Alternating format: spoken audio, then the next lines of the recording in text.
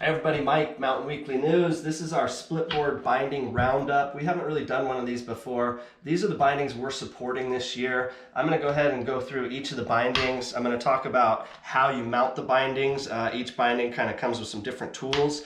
Additional hardware you're going to want to keep with you if you're out splitboarding, and that's about it. So let's start with the Union Expedition. This is next year's Union Expedition. I freaking love the colorway here. One of the things that makes the Unions really nice is their straps are incredibly comfortable, and they've got this nice padding on the bottom of the base plate. As well as if you flip it over, they've got bushings, and I mean, as you can see, that is nice. One of the things that makes this binding stand out is it rides like a traditional snowboard binding. And as you can see, the high back, it's got really nice flex to it. So it's, this is going to be more freestyle oriented. It is a pin binding. We'll go over that later, but I see nothing wrong with the pin system.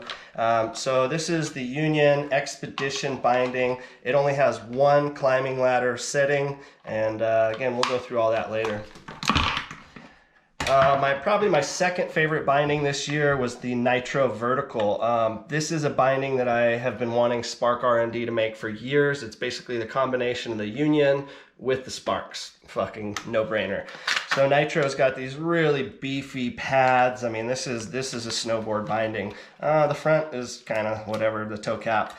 As you can see, this is on the Spark Arc base plate, is what this binding is built off of. But out of the factory, they're putting this really nice thick 3M padding on there. It's something that Spark does have available for sale, but they do not include that with their bindings for some odd reason. I don't know why you wouldn't want comfort. I mean, this is a metal binding. The metal chatters. Metal on metal is, it's burly, especially if you're using those Spark metal pucks as well.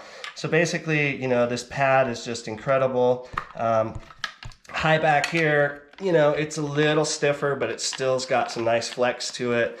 Again, the pads are rad. The straps, I mean, look at the teeth on that buckle. Are you kidding me? This thing is fucking badass. Just like, let me get it out. So that's the Nitro Vertical. This was the first year this binding was available. It sold out very quick. I actually had to buy this binding in France and have it sent here. It cost me $550. Holy shit, first thing I've had to buy in a while. This binding is heavier than the Spark Arc, and that's because you've got you've got more padding, probably a little bit more weight in the high back as well as in the pads. One caveat is I did manage to break this binding this year. I bent the base plate in half, and that was from jumping off a cliff. I've always said Spark R&D is the most reliable, durable bindings in the market. I still think they are pretty badass, but I am also hearing stories of people having some issues with the binding durability long term. So something to keep in mind. And what happened, I jumped off a cliff and I managed to explode my puck on my front foot, and the binding, I'll see if I can clip the video onto here, and the binding literally just came off and I was one-footed in the air. It was really, really fucked. So, Nitro Vertical. Next up, the Burton Hitchhiker. This thing is pretty sweet too. Again, based on the Spark R&D Arc. One of the first things you notice is this high back. Again, now we're starting to get more into a traditional snowboard binding. It's really nice. It's got good flex, but more so the padding on there. And then if you look at the, again, it's whatever. The ratchets that Burton uses, I mean, again, these are pretty tech. And so it's interesting that both Burton and Nitro are using higher-end stuff, but they're being made by Spark, or the bindings are being made by Spark, but for some reason, the other brands seem to want to up the game a little bit. The Hitchhiker does not come with padding. Again, if you're using any of these Sparks, put the pads on. Don't even bother without them. And yeah, that's about it for the Burton Hitchhiker.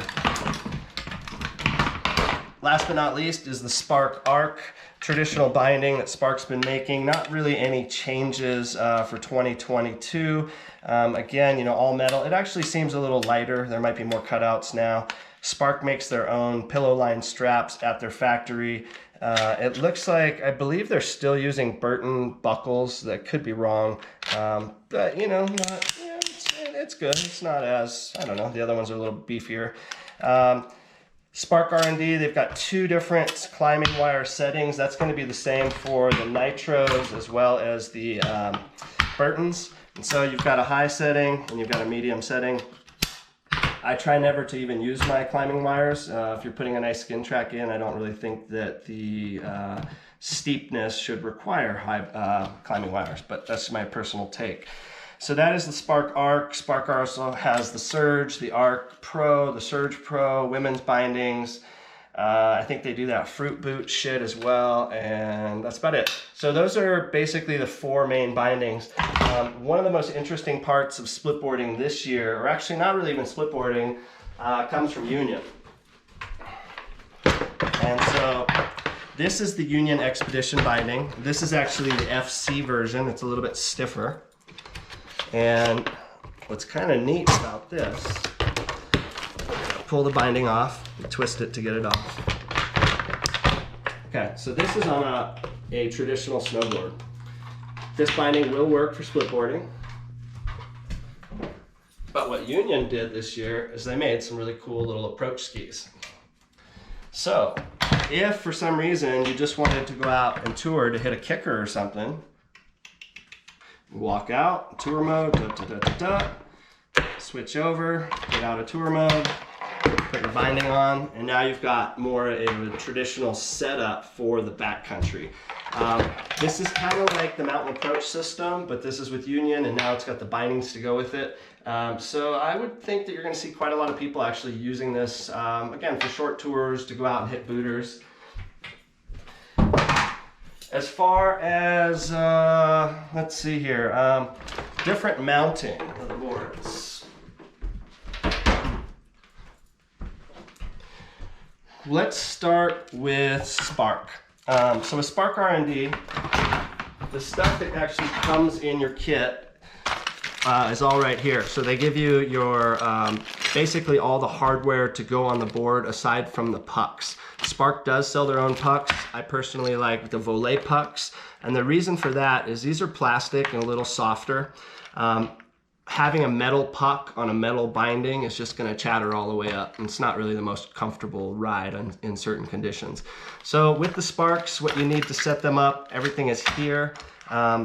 You've got your pucks. One of the things I like to do is if you're using Volet pucks is it comes with this really cool kind of template that makes sure that the binding is exactly where it needs to be. And Spark has some information on how to set up their pucks and how to set up their board. It's pretty thorough information. I would say on a scale of 1 to 10, setting up the Sparks is on a scale of easy being a 10.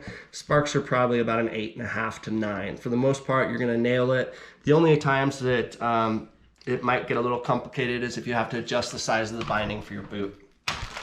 Okay, so let's go ahead and mount the Sparks. The Sparks are going to mount the exact same way that the Nitro Verticals are going to mount, as well as the same way the Burton Hitchhikers are going to mount. I probably have the angles kind of set already. I go positive. I grew up surfing and skating, and I think that's the most natural. One thing that's good when you're setting up your board, instead of eyeballing it or using reference stance, get a tape measure or get a tailor's tape and just really dial in your setup. My front foot, I go 30 degrees, so I am very aggressive on my front foot. It's not necessarily for everyone. And go here, 30. I ride all of my boards in the back seat. The terrain that we ride here in the Tetons is, for the most part, always powder. I don't care about reference stance on the boards. I want to be in the back seat. That's how I ride. So basically you kind of line them up, get the screws, find those little holes. So now you're to here. Some people might be tempted just to put it on and see if they could wing it, but that's what's really cool about this Volet tool. If it doesn't sit perfectly, that means that that binding wouldn't have gone on. So basically now I can just kind of come and shift, put it down. I always like to have a big number 3 screwdriver. Fucking blind, camera guy's pointing it out. Thank you, Ryan. But again, this is really cool to have that set up. One thing to do is also make sure that your degrees are still set because they will change on you. And when I'm tightening these down, don't do it all at once. You know, I like to go crisscross, kind of start getting them seated. Sometimes, you know, it might be a little awkward. Most of these screws are all coming with Loctite on them. So for the most part, when you put them in and you're not messing with your board at all, it's gonna stick even better, which is really nice.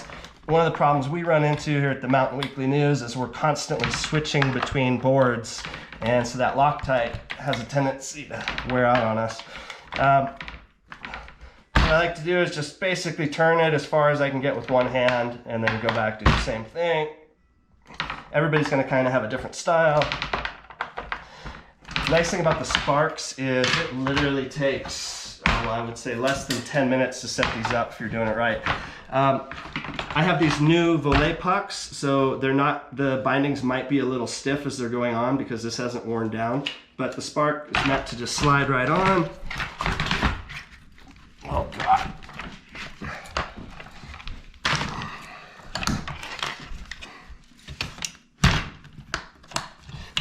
All right, so sometimes this is the case.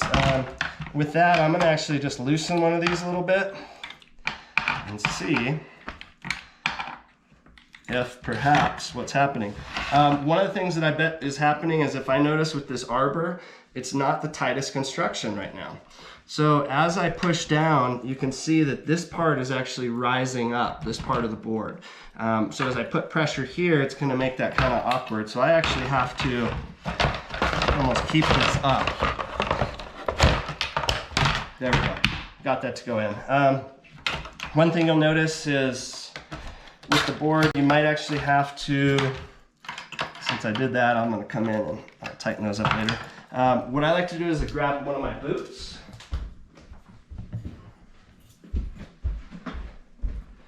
Because if you just roll out into the field and you haven't done this before, your bros might be a little bummed when, I don't think I've used these bindings yet.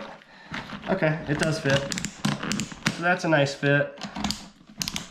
Seems to be a nice fit. If you did want to adjust it, you've got a little screw here. I'll probably actually pull this over so it's a little bit more centered. Probably do the same thing with this. One of the things you don't want to lose is this tiny little screw from Spark. You can't actually find this screw at a hardware store the last time we checked. Spark does have a kit of extra screws that does not come with the binding. I highly recommend you buy a kit of extra screws. With Spark, they've got 1, 2, 3, and then including the puck, 4 different sizes of screws. So that's something that you're gonna want to keep in mind. The kit that comes from Spark looks like so. You've got your Spark tool. I actually don't personally use the tool because I need something with a little bit more torque. You've got your screws. It looks like they've all got Loctite. One of the issues with these Sparks, well, we'll go ahead and put the rear binding on and then we'll mount the rest. So this looks good. I have a feeling that just being in the back seat, I'm probably right here. I doubt that it's all the way in. We'll see. Do a quick measurement. I go about 21 and a half. Yeah, 22, that works. So we're gonna do the same thing here. We're gonna grab this little tool, the template. Hey, look at that. As you get, as you get better, 10 degrees, 10 degrees. This one actually changed the degrees a little bit. So I'm just gonna do that, put it back in. So, all right, cool, got that. Throw this further up. And same thing, we'll go crisscross on these. How far into the video are we, Ryan? Or how much time have we? Whoops. 14 minutes. All right. So it'll be interesting, we'll put a mark on there of how long it actually took to do the Sparks, but as we're talking as well. But again, this is a really quick process. I highly recommend if you're gonna use the Sparks that you mount them yourself and just kind of understand what's going on with the binding and why. Don't strip it out like that. All With splitboarding also, you're gonna wanna check your hardware every time you go out. I don't do this, I'm really bad at it, but I've had these screws come out, I've had these screws come out, a little bit of everything, and that's always just user error. Again, the pucks are pretty darn brand new. This is the first time I've even gotten these bindings out. To get it on, you simply slide.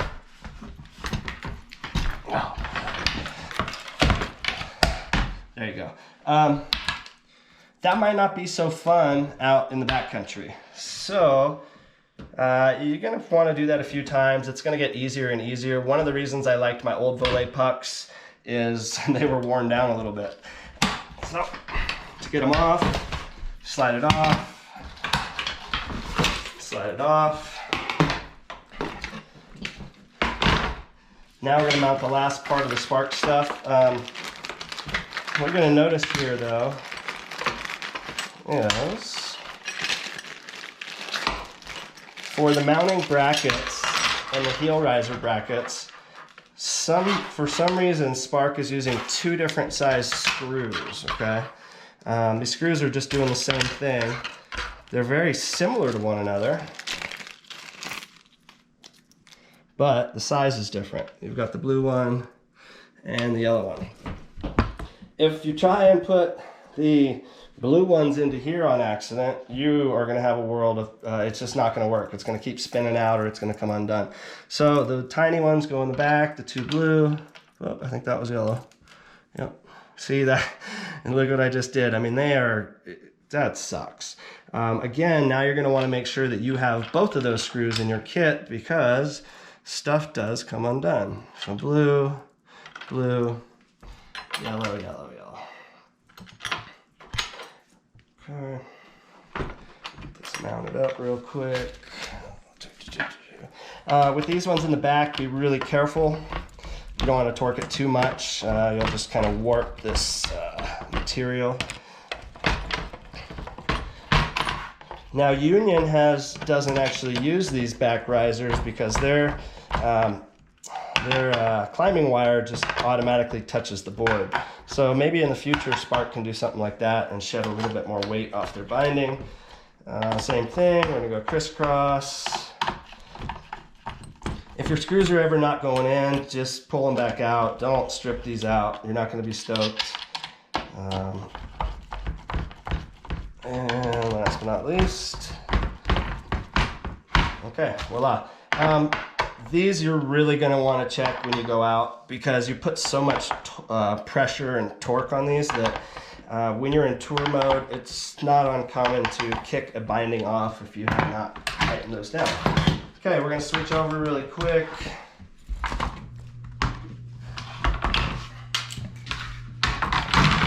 So now you're in climbing mode. Buckles are always on the outside. Spark uses, you know, everybody laughs at Union for a pin system. I mean, we're still doing the same thing. It's just a smaller pin. So there's bindings in. You're gonna wanna make sure you hear that click.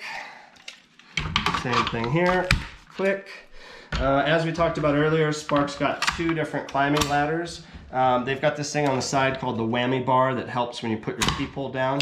So you've got your high and your medium. Again, I enjoy touring without using those. So that was the Sparks, really easy to set up. It's gonna be the exact same way to put the to put the Burton bindings on as it is going to be to put the Nitro bindings on. Next up is going to be the Unions. Excuse me. The Unions, what I have found is they can be really tough. People are talking about the bindings spinning, and that's always been a thing. They definitely spin a little bit. But one of the things that I found is basically all of this is happening because, oh, I don't mess up my hardware. All of this happens because the board is not super tight. As we just saw with that arbor, there was a little bit of an up and down to the board, which is not the best. Let's switch that around.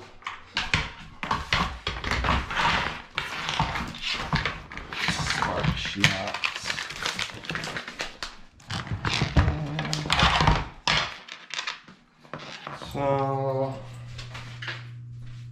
Okay, we got the unions.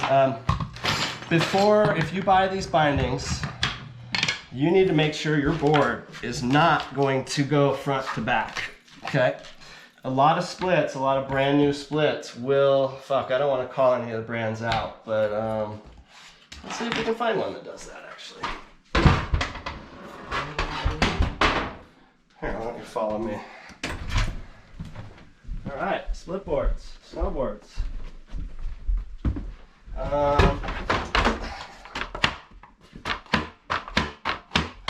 That would be a world of hurt. I freaking really dig this Solomon board.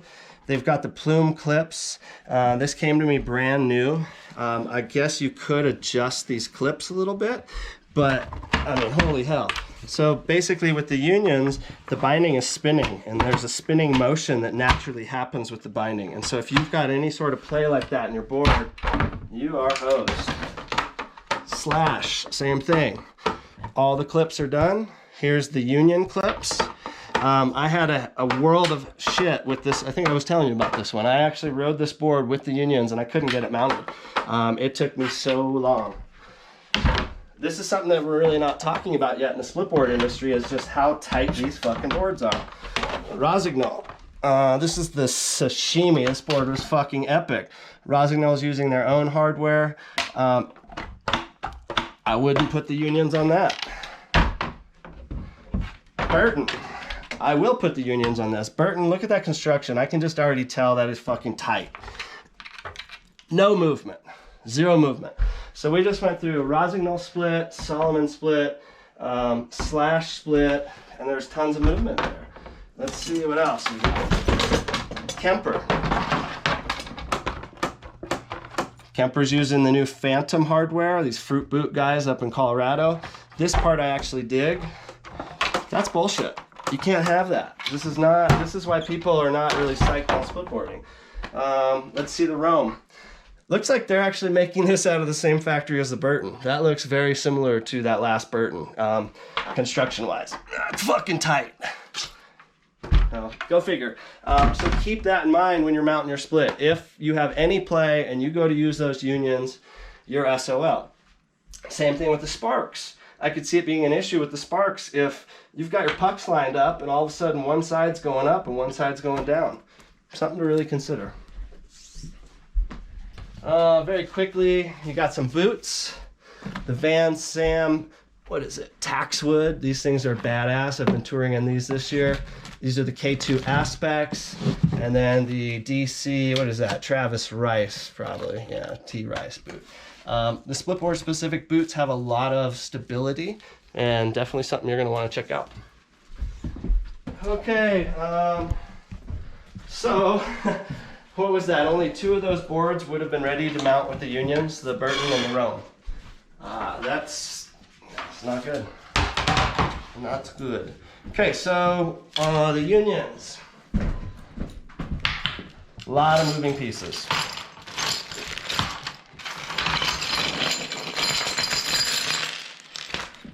So, again, we've got different size screws. I believe Union's only using 3 different screws, those 3.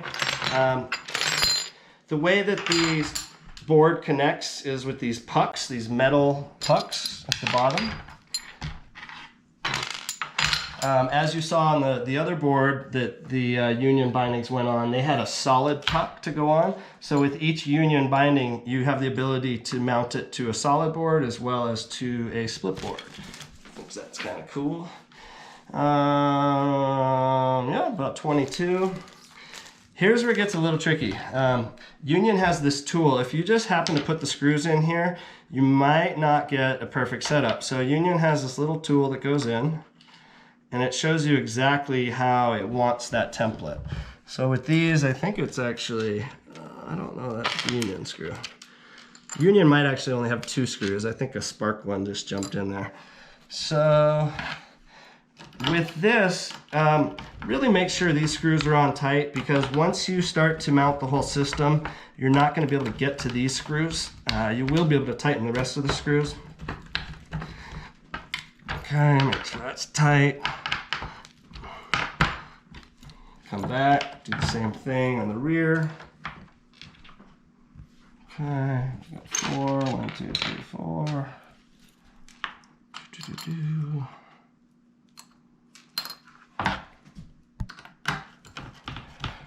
Huge shout out to my cameraman Ryan for helping with this. Ryan does a bunch of our testing. What was that last Burton board you just tested? Hometown Hero Family Tree. How was that? I think it was super fun. Yeah. What did you like most about it? You know, it was really versatile. Yeah. You know, it was just as fun to, you know, a lot of boards, a lot of split boards, they might be good on the up, but not good on the down, and vice versa. Yeah. Family Tree kind of hit it pretty well in both, and it was good when that skin track started falling apart on us. Because it's got more of a camber dominant profile, right, on the skin track? Well, yeah, and it's just, you know, it's a little stiffer, and it's made for split boarding versus just solid that they decided to split. As far as the pucks, now these pucks go on top of the board. I got these like so. This is where you're gonna get your, I feel like I'm forgetting something here. Nope. You've got these little kind of, what you might call it, little notches that show you the angle that you're going for. So Union's got these by 3s, so I'm gonna go to like 9 here. Go to 9 on this one. I'm pretty sure I'm doing it the right way. Oh no, that's my back foot. 9, 9, and this one I'm gonna go 30. So I'll max that out probably. Experiment with your angles too, you know, especially if you are just riding POW. I don't know, you might not want to be duck foot. You know, it's kind of old school. I like duck foot. You like duck foot, really? I like to ride switch and POW sometimes. Yeah, you do your switch butters, that's right. All right, do that right. Flip this over. Okay. So now I'm going to start these screws a little bit. And then one of the things that I have found with the Unions that makes these a little better, that I like to do, is I like to grab one of the pins, and I want to put the pin in, and I want to really be able to tighten this down, because right now I can see there's more room here than here. So if I put that pin in,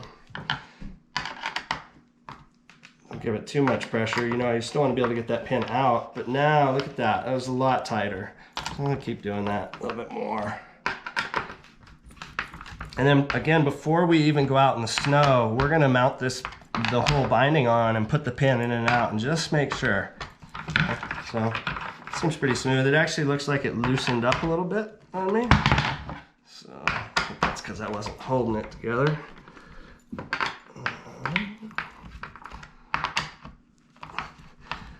You know, a lot of people have been talking shit on this pin system. When it works, and I think the reason that we were having major issues is like I just showed you earlier. I mean, I'm sure it is, with the boards moving around on you. Yeah, you could adjust clips, but I mean, out of the factory, you should not be having to do shit like that. Okay, so the pin goes in. Let's actually go ahead and put the first binding on just to see. What Union does is the binding actually goes on like so. You spin, take your pin, put the pin through the hole, and voila. So it went in there. On the side, they've got a little latch. Put that in. That was really good. I like the fit there. This leads me to believe that in general, this board's going to mount really well. I mean, there was just no issue there. As far as turning, it's got a little bit of play. But honestly, I like that. I mean, it's fun. It's super surfy. It's really turny. So we'll go ahead and do this. Mount this last one real quick. And where it's actually mounting is there's some little holes inside of these bottom metal pucks. And so this is essentially just screwing into that. Yeah, okay, cool. We're almost done. Ryan was pointing out that I did not charge the battery for a camera before this. Again, I'm going to kind of get it started. Make sure my angles haven't changed too much. They will a little bit. Oh, that one changed. Fucker. And you know, you can still do it with the angles or with the numbers a little different, but again, as you want things to work better, I would say just make sure those are all the same. Even with the sparks, you know, it's really easy for that to slip out. Same thing, I'm gonna put this in. I mean, did you see that? Look at how, if I had just gone there, that would have been a shit show. Mm-hmm. So now I can come here, and it actually seems to have pulled it in together nicer that way. It knows what it's supposed to do. Okay.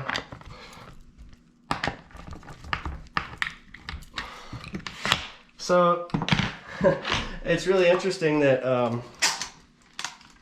the unions seem to be easier to mount right now than the sparks were, as far as getting the binding on. I mean, I struggled with the sparks. Same thing, we're gonna spin. This time the pin comes from the other side. I'm gonna put the pin in, find your home, voila. Time-wise, we'll have to check, but I think it was pretty similar. One thing we didn't actually do with the unions yet. Oh, that came off. It's so nice. I can't wait to actually use this setup right here. The unions with this nitro split. This is going to be a fucking blast. Last but not least, unions got their tote pieces. As you notice, they don't use, like I said, anything in the back for a heel riser. It's integrated into the binding. I would assume that, again, that's shaving weight, which is rad. 1, 2, 3. And we'll just tighten those in. We can actually do that later. A couple other things to be mindful of with splitboarding right now. K2 and Ride. K2 and Ride are using this channel system similar to what Burton is using. If for some reason you lose one of these screws with the adapter on it, you are SOL. So I actually had to get these from K2. It took quite some time. If you're using a setup with these, carry extra screws. If you're using a setup with the regular sparks, carry extra screws. But this little piece, kind of a pain in the ass. What else is there? With the Ride splits, and K2 I believe is the exact same way. Instead of the volet mounting pucks, you can do it that way, but they actually have their own little angle, kind of angle tool, so that you can know, which angle. So they're actually using their own pucks now. These are not the volet ones. I've been having issues with this, so this split board is going back. The K2 might end up going back if I have issues. But again, this could be something that's going on with spark and volet as well, because those other sparks were fucking pain in the ass to take off. So you see you put the pin in on the toe piece for those? Oh yeah. So let's just do this real quick. Go tighten those in. Oh yeah, people do tour on the unions, eh? Sometimes. Sometimes. Okay.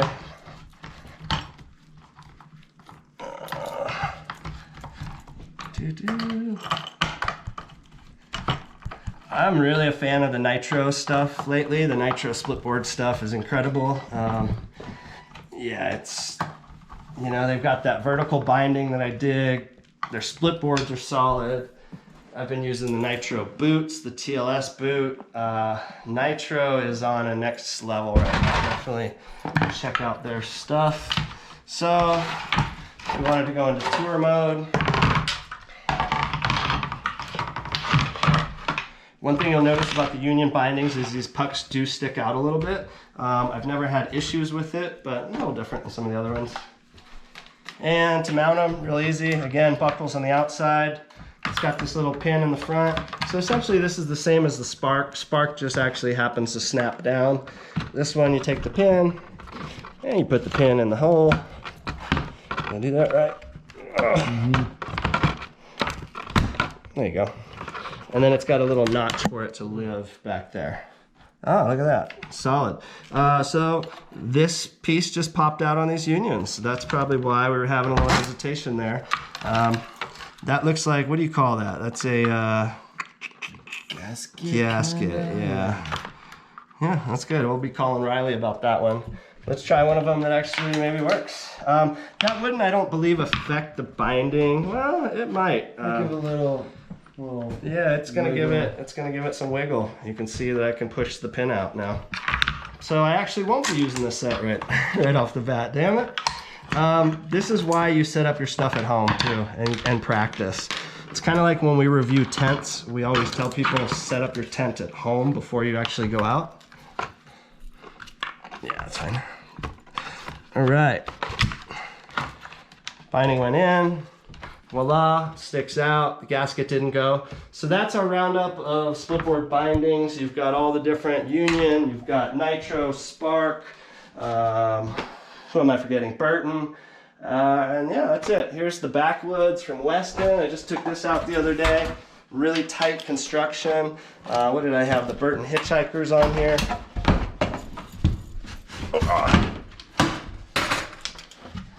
Weston's killing it. That is fucking tight. Tight. Backwoods board, we reviewed this a few years back. Just sick. Definitely more of a powder board. Wouldn't necessarily ride this in the resort myself, but I don't ride resort. Right on. Thanks guys. Appreciate you tuning in. Ryan, thanks for the video. Peace.